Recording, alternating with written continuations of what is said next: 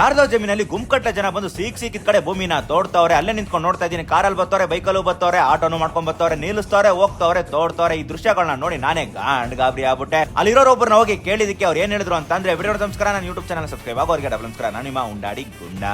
ಮಂತ್ರಾಲಯದಲ್ಲಿ ರಾಯರ ದರ್ಶನ ಮುಗಿಸ್ಕೊಂಡು ಬೆಂಗಳೂರು ಕಡೆ ಬರ್ಬೇಕಾದ್ರೆ ತುಗ್ಗಳ್ಳಿ ಅನ್ನೋ ಗ್ರಾಮದಲ್ಲಿ ಒಂದು ಜಮೀನಲ್ಲಿ ಜನ ಪೂರ್ತಿ ಸೇರ್ಕೊಂಡು ಭೂಮಿನಾಗಿತ್ತಿದ್ರು. ಅಲ್ಲೋಗಿ ಒಬ್ಬರನ್ನ ಕೇಳಿದಕ್ಕೆ ಅವ್ರು ಏನ್ ಹೇಳಿದ್ರು ಅಂತ ಅಂದ್ರೆ, ಪ್ರತಿ ವರ್ಷನೂ ಮಳೆಗಾಲ ಶುರು ಆಗೋ ಒಂದ್ ತಿಂಗಳು ಮುಂಚೆ ಈ ಭೂಮಿ ಮೇಲೆ ವಜ್ರಗಳು ಬರುತ್ತಂತೆ. ಅದಕ್ಕೆ ಇಲ್ಲಿ ಜನಗಳು ಬಂದು ಇಲ್ಲಿ ತೋಡ್ತವ್ರಂತೆ. ಇದು ಸುಳ್ಳೋ ನಿಜನ ಅಂತ ತಿಳ್ಕೊಳ್ಳೋದಕ್ಕೆ ಗೂಗಲ್ ಅಲ್ಲಿ ಹೋಗಿ ಸರ್ಚ್ ಮಾಡಿದಾಗ ಗೊತ್ತಾಯ್ತು, ರೈತರು ಇಲ್ಲಿ ಭೂಮಿನ ಉಳ್ಬೇಕಾದ್ರೆ ಅವ್ರಿಗೆ ಡೈಮಂಡ್ ಸಿಕ್ಕಿ ಮಾರ್ ಕೂಡ ಇದಾರಂತೆ. 2-3 ವರ್ಷದಿಂದ ಇಲ್ಲಿ ಮಳೆಗಾಲ ಶುರು ಆಗೋಕ್ಕಿಂತ ಮುಂಚೆ ಇಲ್ಲಿ ಬಂದು ಭೂಮಿನ ತುಂಬಾ ಜನ ತೋಡ್ತಾನೆ ಇದಾರಂತೆ. ಸಿಕ್ತವ್ರಿಗೆ ಸೀರುಂಡೆ. ಗಾಳಿ ಸುದ್ದಿ ಏನು ಅಂತಂದ್ರೆ, ವಿಜಯನಗರ ಸಾಮ್ರಾಜ್ಯ ಸಮಯದಲ್ಲಿ ಹಾಗೂ ಅಶೋಕನ ಸಾಮ್ರಾಜ್ಯ ಸಮಯದಲ್ಲಿ ಇಲ್ಲಿ ಬಂದು ವಜ್ರವೈಡೂರ್ಯಗಳನ್ನ ಭೂಮಿಯಲ್ಲಿ ಊತಿದ್ರು ಅಂತ ಗಾಳಿ ಸುದ್ದಿ ಓಡಾಡ್ತಿದೆ. ಆಗಿದಾಗ್ಲೇ ನಾನು ಕೂಡ ತೋಡೋಣ ಅಂದ್ಬಿಟ್ಟು ಹೋಗಿ ತೋಡ್ದಷ್ಟು ಕೂಡ ಮಣ್ಣು ಬಂತು. ಹಿಂಗೆ ತೋಡ್ಕೊಂಡು ಕೂತ್ಕೊಂಡು ನಾನು ಬೆಂಗಳೂರು ಹೋದಂಗೆ ಅನ್ಬಿಟ್ಟು ನಾನು ಬೆಂಗಳೂರು ಕಡೆ ಹೊರಟೆ. ನೀವೇನಾದ್ರೂ ಆ ಕಡೆ ಹೋಗ್ತಾ ಇದ್ರೆ